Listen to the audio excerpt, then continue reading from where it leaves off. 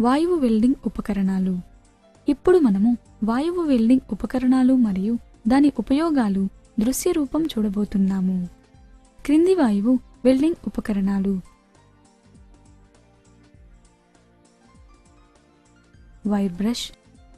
ఇది వెల్డింగ్ ముందు మరియు తరువాత ఉమ్మడి ఉపరితల శుభ్రం చేయడానికి ఉపయోగిస్తారు. చిప్పింగ్ సుత్తి. ఇది వెల్డింగ్ పూస నుండి ఆక్సైడ్లు తొలగించడానికి ఉపయోగిస్తారు. గాగుల్స్.